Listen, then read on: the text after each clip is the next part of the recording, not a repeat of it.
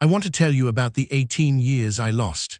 Not all of them to prison, I want to be clear about that, but all of them to what one man set in motion on a Tuesday morning in October when I was 26 years old and thought the worst thing that had ever happened to me was getting passed over for a promotion. That was naive. That was the last naive thought I ever had. My name is Marcus Webb, and what I'm about to share with you is something I've spent years deciding whether to say out loud. Not because I'm afraid anymore, I got past afraid a long time ago, but because telling this story means reliving every piece of it, including the parts where I made mistakes, trusted the wrong person, and stayed silent when I should have screamed. Let me start at the beginning, though, because the beginning matters. I grew up in Dayton, Ohio, in a neighborhood that was working class in the way that sounds romantic in retrospect, but mostly meant your dad worked double shifts and your mom clipped coupons and nobody complained because complaining didn't pay the electric bill. My father, Harold Webb, drove a city bus for 31 years. My mother, Donna, worked the front desk at a dental office.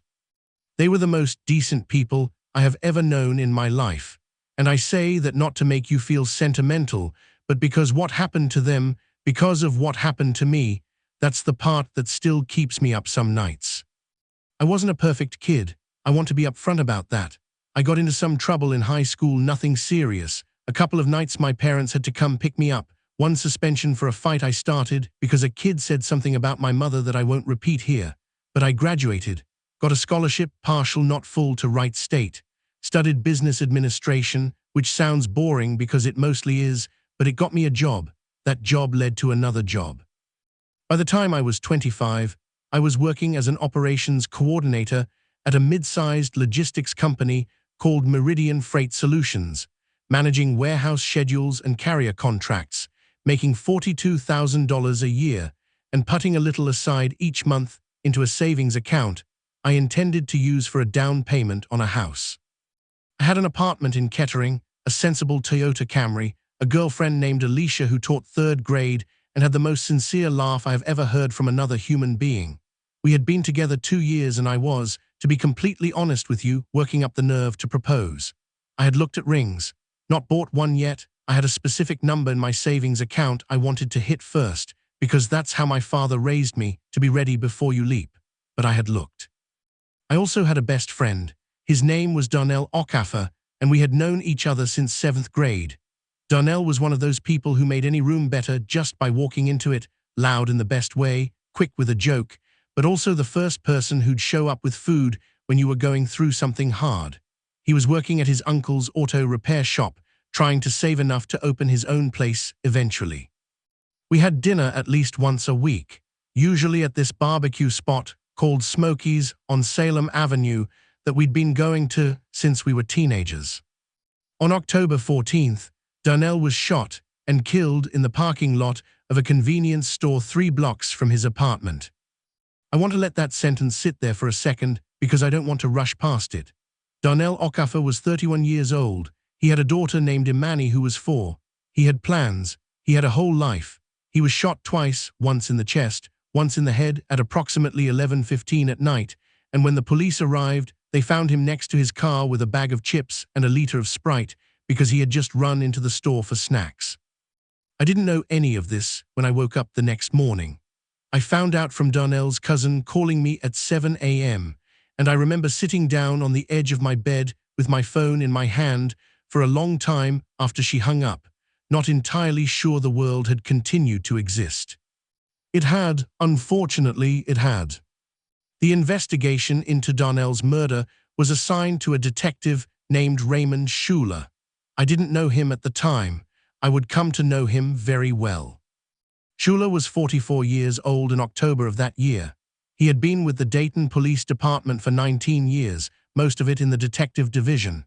By all accounts, and I researched this extensively much later, he was considered a competent detective, methodical, not particularly flashy, the kind of guy who cleared cases through paperwork and patience rather than dramatic breakthroughs.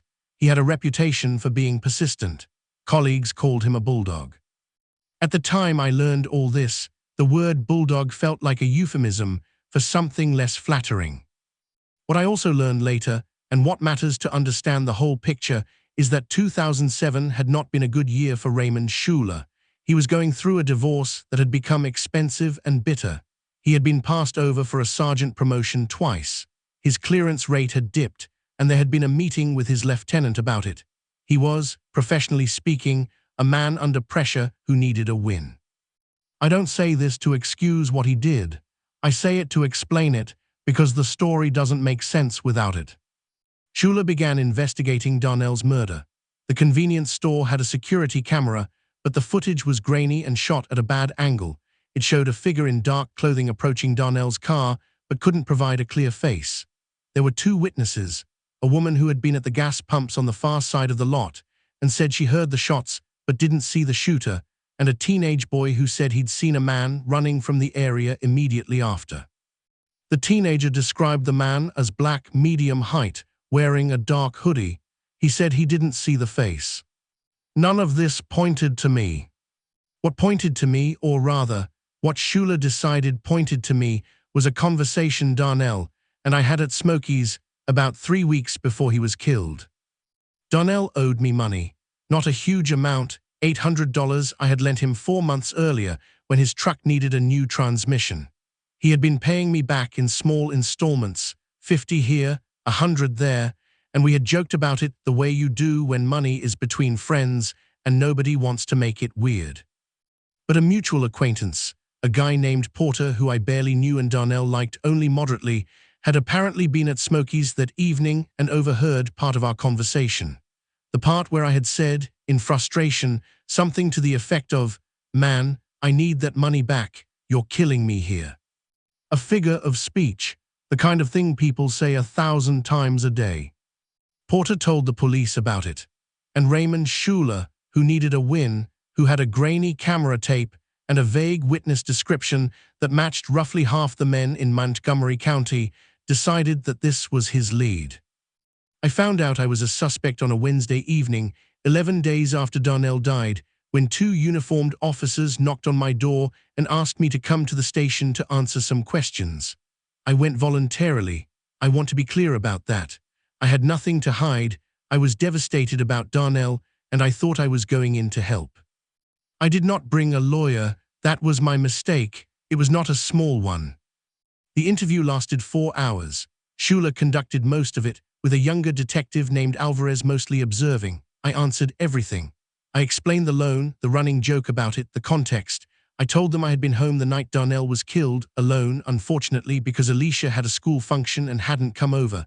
I didn't have an alibi beyond my own word. My phone had been at my apartment, connected to my Wi-Fi. I had not used my car. There were no witnesses. None of that is unusual, by the way. Most people don't have verified alibis for random Tuesday nights. It doesn't make them murderers. But Schuler had already made up his mind, I think. Looking back, I can see the architecture of his decision in how he asked his questions, not the open kind, where you're genuinely trying to learn, but the closed, redirecting kind, where you're trying to get someone to confirm what you've already decided. He kept coming back to the money.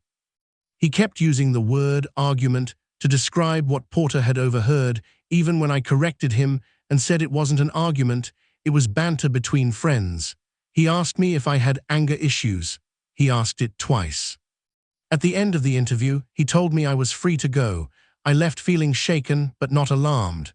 I genuinely believed, that the police would do their jobs, find the actual shooter. And that would be the end of my involvement. Over the next 6 weeks, Schuler interviewed me 2 more times. Each time I came voluntarily, each time without a lawyer, each time answering every question. My mother, who had the instincts of a person who had watched enough of the world go wrong, told me to stop going in without legal representation. I told her she was being paranoid. Then, 8 weeks after Darnell was killed, Raymond Schuler arrested me for his murder. I have a hard time describing what it felt like to be handcuffed in my own workplace, in the parking lot of Meridian Freight Solutions, where I had worked for 3 years, in front of a coworker named Tim who stood in the doorway with his mouth open because the feeling didn't have a clean name. It was beyond humiliation. It was beyond fear. It was something more like structural failure, like the ground beneath every assumption you'd made about your life had turned out to be paper. The charge was second-degree murder. The evidence Schuler had assembled was circumstantial, but I would come to understand, not nothing. There was the money motive, $800, which is almost funny, except that nothing about this is funny. There was a cell phone tower ping that put my phone's location approximately 3/4 of a mile from the crime scene that night, which Schuler had spent considerable effort presenting as significant and which I would later learn was meaningless. That tower covered a 3-mile radius, including my apartment.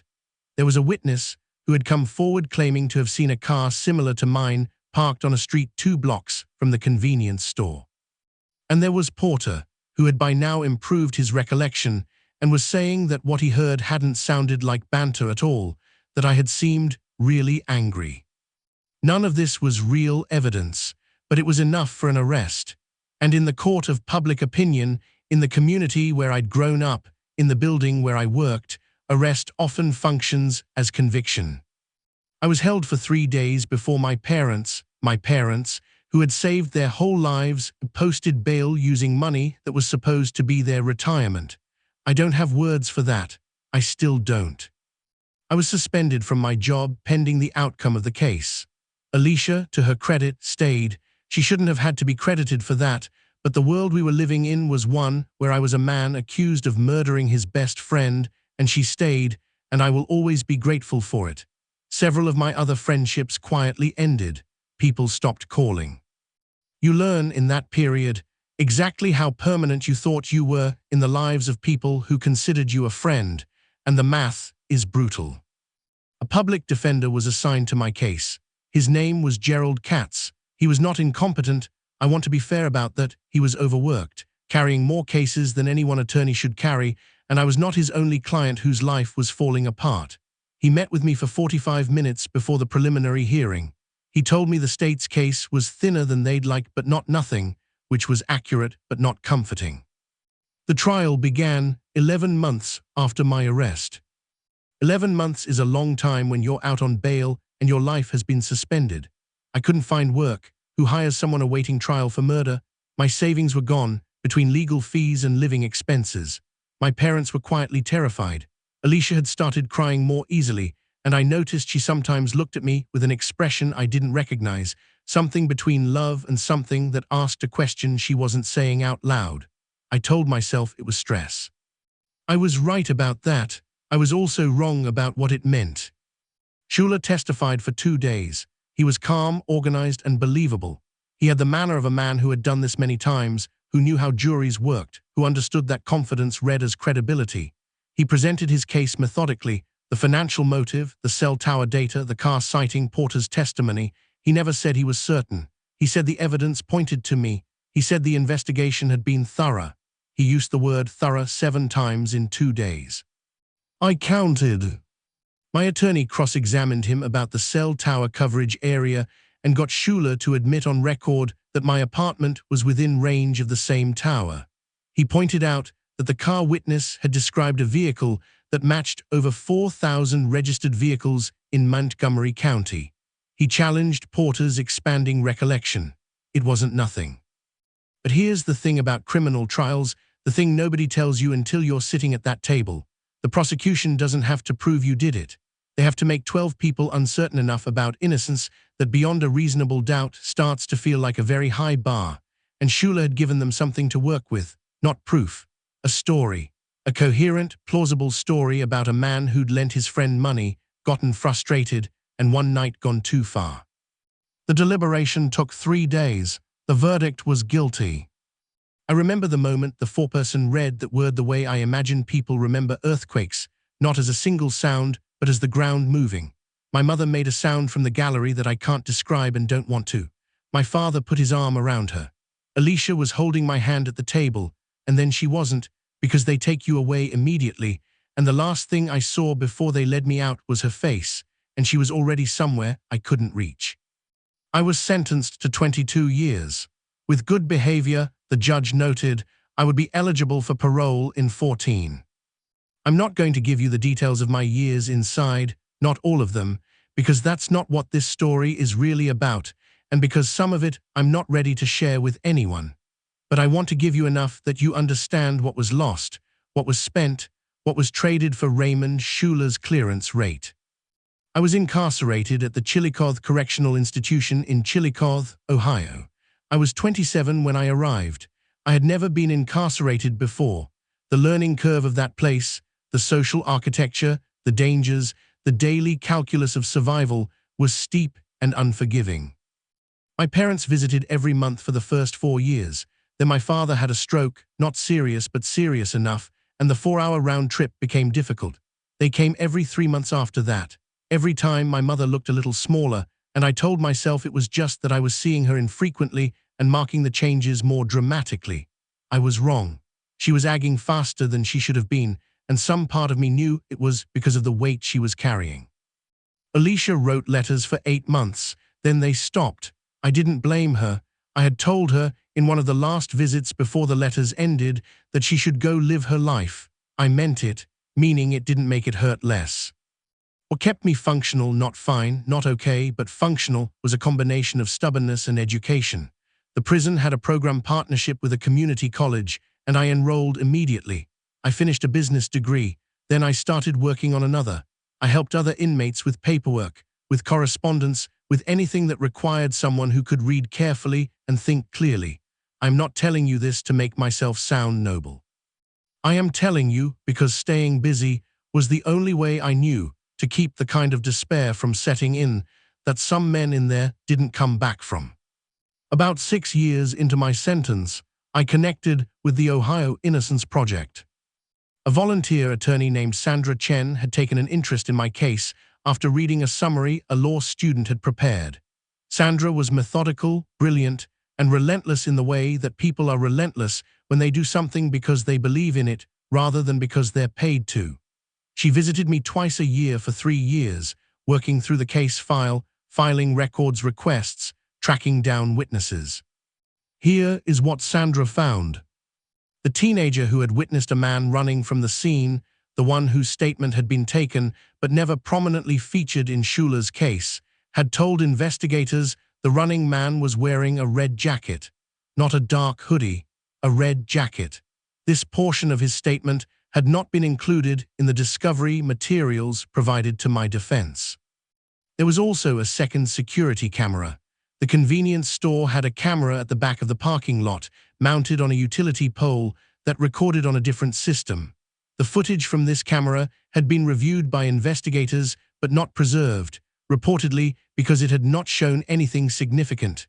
The store owner, a man named Mr. Ibarra, still had the original hard drive in a storage unit. Sandra found him. The hard drive was still there.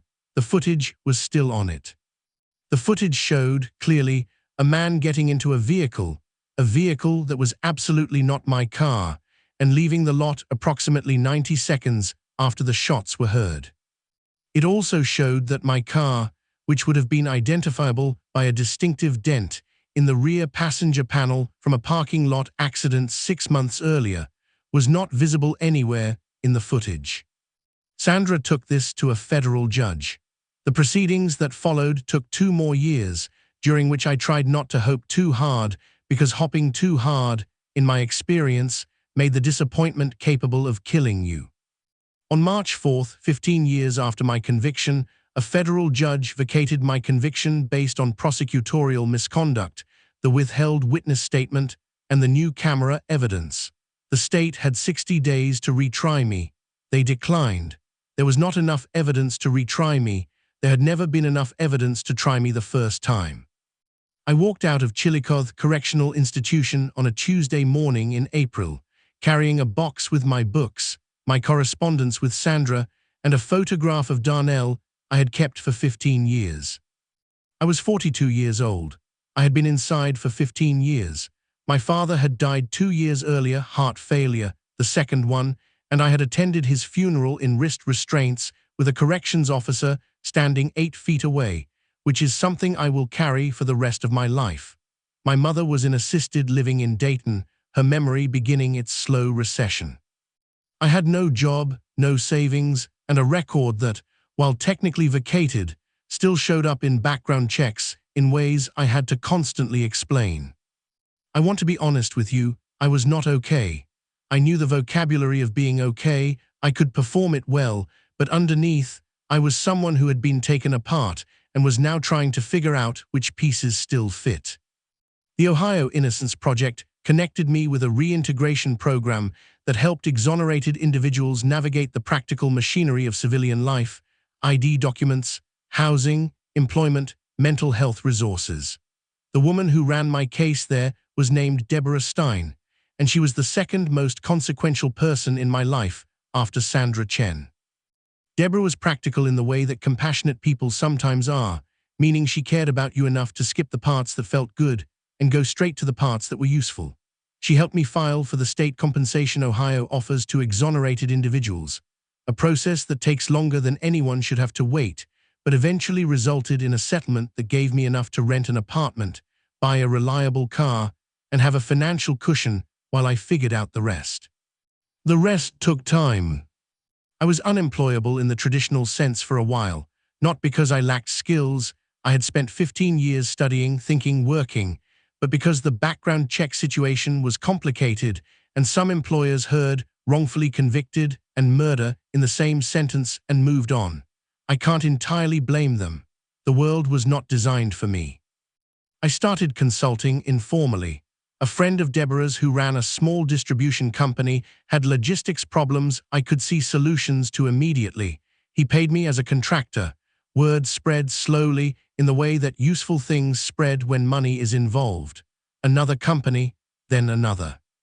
I want to be careful here because I am aware of how reconstruction stories can start to sound like montages, like the hard parts are over after the sentencing, and then there's a training sequence and suddenly everything is fine. It wasn't like that. There were months of depression that made it almost impossible to get out of bed. There were panic attacks in grocery stores because the combination of fluorescent lights and sudden noise had taken on a specific meaning in my nervous system that didn't just go away because the context had changed. There were nights I lay awake working through scenarios where I had said something different to Shula in the interview room, made a different choice, and the whole trajectory of my life had bent the other way. But there was also my mother. I visited her every Sunday at the assisted living facility. By then she was in the middle stages of memory loss, which meant she sometimes knew me completely and sometimes was confused about when we were, thinking I was younger, thinking my father was still alive. I told her I was okay. On the days she recognized me clearly, I told her I was more than okay, that things were going good. She would put her hand on my face the way she did when I was small and say, "I know, baby. I always knew you were gonna be fine." I held onto that. The consulting work grew. By year 3 post-release, I had enough steady clients to formally establish a business, Webb Operational Solutions, a logistics consulting firm. By year 5, I had 2 employees.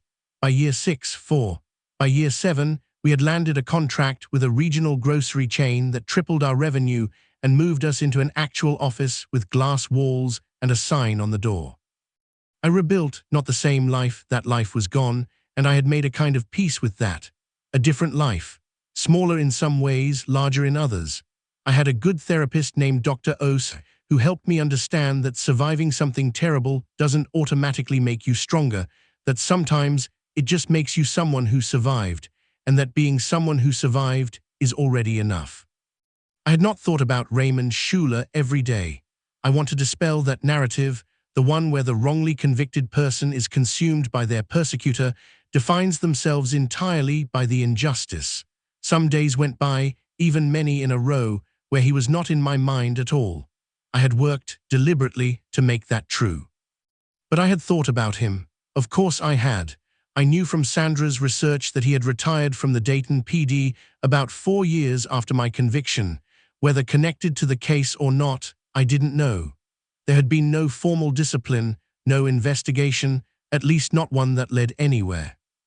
The withheld witness statement had been characterized in the federal proceedings as a failure of process, rather than deliberate misconduct by any individual officer, which is how these things tend to get characterized when an institution is protecting itself. Raymond Shula had retired with his pension and his reputation and his version of events, which I assumed involved the conviction having been overturned on a technicality. That phrase, overturned on a technicality, I cannot tell you how many times I heard it in those first years after release. People who meant to be sympathetic would say it, wanting to acknowledge what had happened to me without fully accepting that the system had simply been wrong. It was not a technicality. The evidence that convicted me was never real. The evidence that freed me was. Those are different things. I did not know where Shula was. I did not look. I made a choice, early and deliberately, not to track him, not to let thoughts of him organize my life. My therapist called this refusing to let the antagonist set the stage. I thought it was a good way to put it. So I did not know, until October of last year, 18 years, after Darnell Okafor was shot in a parking lot on a Tuesday night in Dayton, Ohio, that Raymond Shula had applied for a job at Webb Operational Solutions. My hiring process was handled primarily by my operations manager, a meticulous woman named Carmen Torres, who had been with the company since year 3. For mid-level positions, Carmen conducted first-round screening and brought me candidates for final interviews. For senior positions, she brought me a short list after a phone screen. The position was operations supervisor. Solid job, mid-senior, not something we'd hired for before. We were growing fast enough that the role was new. Carmen had screened 8 candidates over 2 weeks and brought me 3 for final interviews. The night before the interviews, she sent me the 3 application packages by email, as she always did, so I could review them beforehand. I opened the first one at home, at my kitchen table, with a glass of water and a pen for notes. The second one. The name on the application was Raymond T. Shula. Age 62. Previous experience listed as Dayton Police Department, Detective Division, 19 years, retired. Subsequent experience, private security consulting, 4 years. Logistics coordination for a mid-sized trucking company, 3 years. I sat with the application in my hands for a very long time. I want to describe what I felt in that moment, and I want to do it accurately rather than dramatically. Because the truth of it is more complicated than drama. There was no sudden rage. There was no cold satisfaction. What there was, and this surprised me, was something like vertigo, like the world had briefly lost its spatial logic. Here was the name of the person who had taken 15 years of my life, who had put my father in a position of watching his son convicted of murder from a gallery seat, who had sent me to Chillicothe at 27, and he had sent his resume to my company. He was asking me to give him a job. I don't know if he knew it was my company. I genuinely do not know that, and I've thought about it extensively. The company was named Webb Operational Solutions, and my name was on the website as founder. But Shula might not have looked closely. He might have applied through a job board and not researched thoroughly, or he might have known exactly what he was doing, looking for an opportunity to put distance between us, to normalize things, to establish that there was nothing to answer for. I don't know which it was. What I knew was that I had a decision to make, and I had maybe 12 hours to make it clearly. I called Sandra Chen that night, not because she was my attorney anymore, the case had been closed for years, but because she was someone I trusted completely and who knew the whole story. She answered on the 3rd ring. I told her what I was looking at. There was a long pause. "What are you thinking about doing?" she asked. "I don't know," I said. "That's why I'm calling you." "Do you want my legal read or my human read?" "Both." "Legal read, you can do whatever you want. You're not required to hire anyone. You can decline for any reason except protected class characteristics, and I don't want to hire someone who contributed to my wrongful conviction, is not a protected class. You're within your rights to throw the application away and never think about it again." "And the human read?" Another pause. "The human read is that you've built something real, Marcus. You've built it carefully and you've built it honestly. Whatever you decide here, I'd want you to make the decision that keeps that true." I thought about that for a long time after we hung up. Here is the thing I kept coming back to. I didn't want to give Raymond Shula a job. Not because of what he'd done, though obviously because of what he'd done, but because he wasn't right for it. I had read the application carefully. His logistics experience was thin, his role at the trucking company had been largely administrative, and what I needed in an operations supervisor was someone who could manage complex moving parts under pressure without cutting corners. Based on what I knew of Raymond Schuler's professional history, cutting corners under pressure was precisely what he did. I decided to bring him in for the interview, not because I owed him anything, not to make a point, but because I thought the point would make itself more clearly in a room. He walked in not knowing, I am certain of that now. He sat down across from me in the conference room, older, heavier, the specific kind of tired that settles into men who have spent their lives indoors doing stressful work, and began his introduction, and then stopped. I watched it happen across his face, the recognition arriving, the processing, the very visible moment where he decided what to do with it. "Mr. Webb," he said. His voice didn't break, but it was careful in a way that told me it had considered breaking. "Mr. Schuler," I said. A silence. "I should have," he started. "Let's do the interview," I said. "You applied for a position, we're here, let's see if you're right for it." And we did. I asked him about logistics experience, about managing teams, about how he handled situations where the data told him one thing and his instincts told him another. That last question, I'll admit I chose it deliberately. He answered it without apparent awareness of the irony. He talked about learning to trust the evidence over the gut feeling, which cost me a moment, but I kept my face even. He was not right for the position. His experience was genuinely thin. His answers were general where I needed specific. And when I asked him about a scenario involving a significant operational failure and how he'd handle the communication of it, he defaulted to an instinct I recognized: control the narrative, protect the outcome, minimize the story. I thanked him for his time. I told him I'd be in touch. He stood up, he gathered his things. He started toward the door, and then he stopped and turned, and I could see him deciding something. "Marcus," he said. He used my first name, I don't know why. And then nothing for a moment. I was trying to close a case, I thought. He stopped again. I convinced myself I was right. I looked at him for a long moment. "I know," I said. "That's what made it worse." He left. I stayed in the conference room by myself for a while. I did not hire Raymond Schuler. I hired a woman named Petra Kovacs who had spent 12 years in supply chain management and asked the best questions of any candidate I'd interviewed in 5 years. 2 months later, Sandra Chen called me.